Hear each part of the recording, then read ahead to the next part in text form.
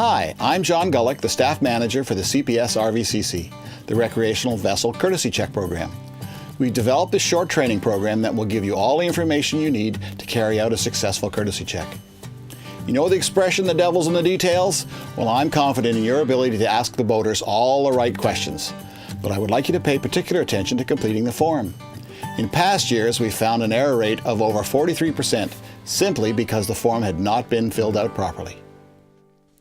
As a CPS volunteer, you will be offering this free service that most recreational boaters will find very valuable. But your focus should be on first-time checks for vessels of 9 meters or less in length, because experience tells us that these vessels are most likely to be ill-equipped.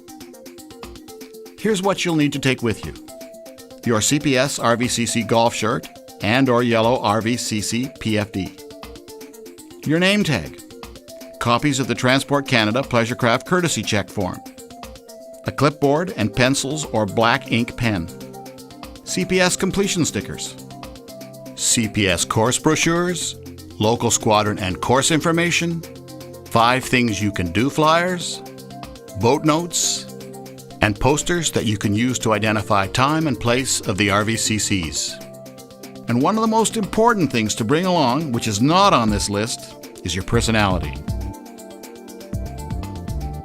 It's a good idea to provide advance notice of where and when you are going to offer the RVCC. If this is possible, a fill-in-the-blanks poster has been created for this purpose. When approaching those boaters who are at the launch ramp, choose your timing so as not to interfere with the launching itself. The best time is usually when the boats are being prepared for launch and are not yet on the ramp proper.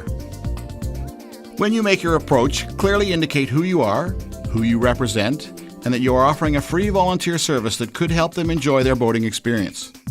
Be sure you are wearing your RVCC golf shirt and/or yellow PFD and your name tag. Be friendly, make eye contact, and smile.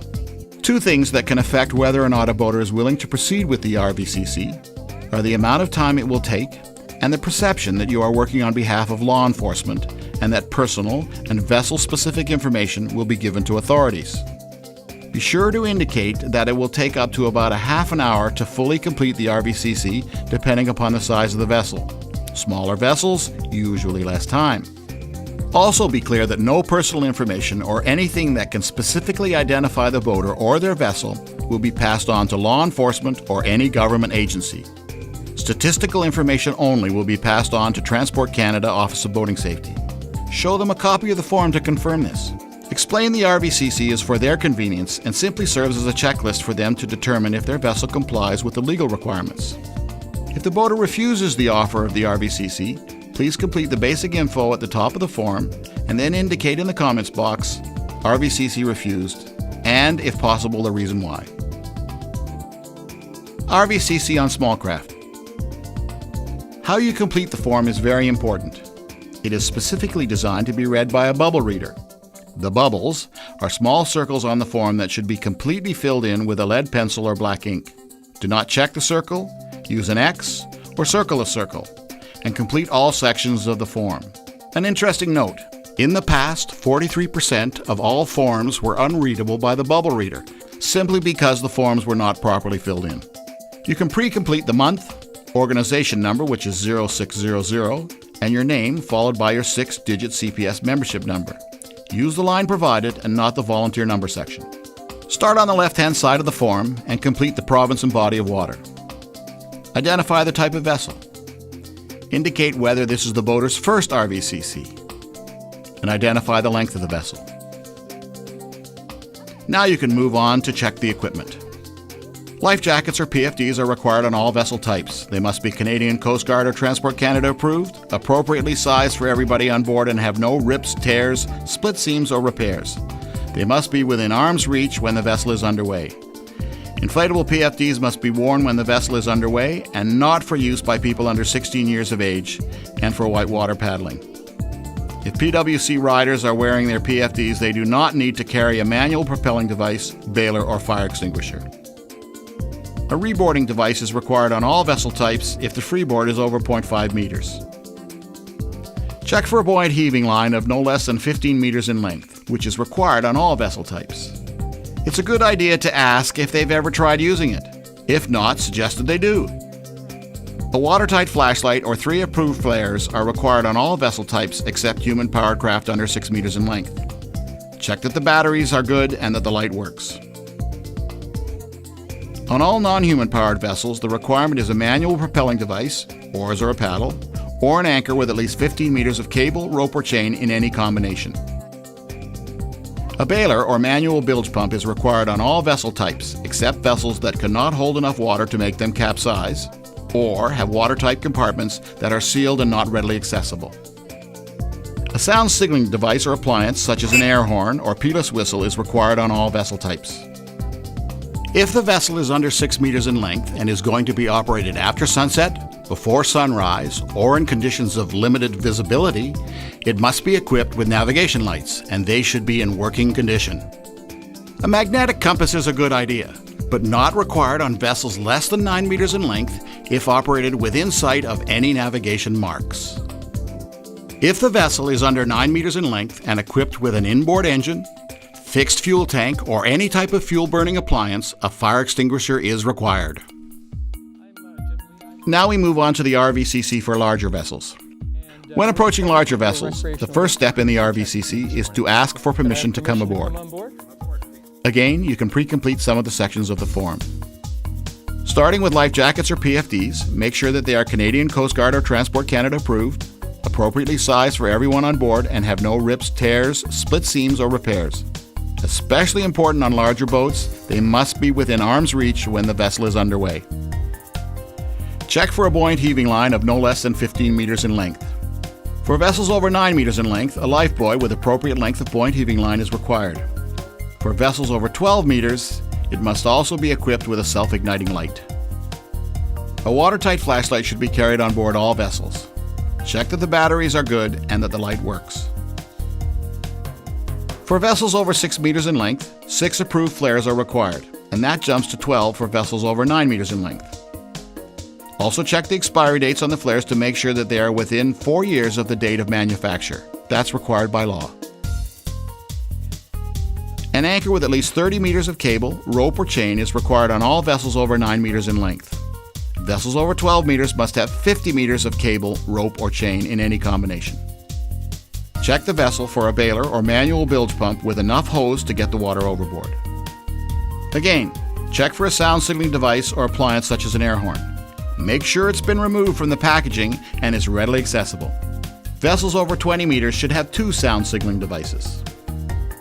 If the vessel is an inboard or an inboard-outboard, you can conduct a brief look-see in the engine compartment if the owner agrees. On vessels 9 meters or over, check that the bilge pump is operational while you're having a look below. Look to see that there is no oil and/or water in the bilge, the battery is secure and well connected, and that there is a flame arrestor on the carburetor and that it is clean. If equipped with a blower, ask that it be turned on and check the vents to make sure it's working properly. If there is an issue with any of these, you can indicate that there might be a problem that needs attention, but do not, under any circumstances, offer advice on how to correct the problem. To do so could put you, CPS, and Transport Canada in a position of legal liability. Ask that the navigation lights be turned on and check that they are all operational. Powered vessels over 9 meters require one 10 BC fire extinguisher. Over 12 meters, boats should have multiple units depending upon the locations of the fuel-burning appliances, engines, and fixed fuel tanks. It's a good idea to suggest that one fire extinguisher is mounted both on deck and below deck for ready access. A fire axe and 2 buckets of at least 10 liters are required on all vessels over 12 meters in length. If a vessel is powered by a motor of 7.5 kilowatts, 10 horsepower or greater, a Pleasurecraft license is required. This is not to be confused with the Pleasurecraft Operator Card or PCOC. A copy of the paper document must be carried on board at all times, and it's a good idea to suggest that it be kept in a waterproof protector. Next, verify the license number is clearly displayed on each side of the bow in a contrasting color and in letters and numbers that are at least 7.5 centimeters or 3 inches in height. If the vessel is powered by any type or size of motor, proof of operator competency is required. The vessel may be registered instead of licensed, but that's not required. If registered, there will be a paper certificate and a registration plate attached near the navigation station. Ask the boater if they are aware of other safety issues as listed.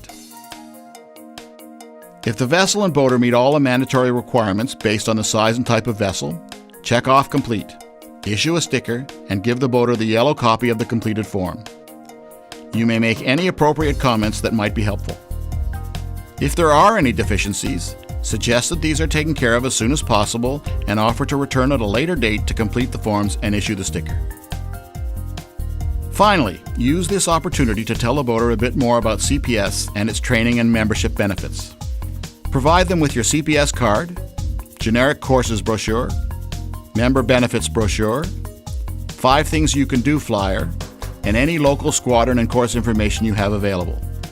Encourage them to consider taking boating safety courses and seminars that cover many beneficial and exciting topics beyond the basic PCOC training. Remember, you have just offered them a valuable free service, and you, your squadron, and CPS can offer them much more to ensure they have a safe and fun boating experience. Now that you've finished watching the video, please complete the form indicating that you've done so and that you clearly understand the content.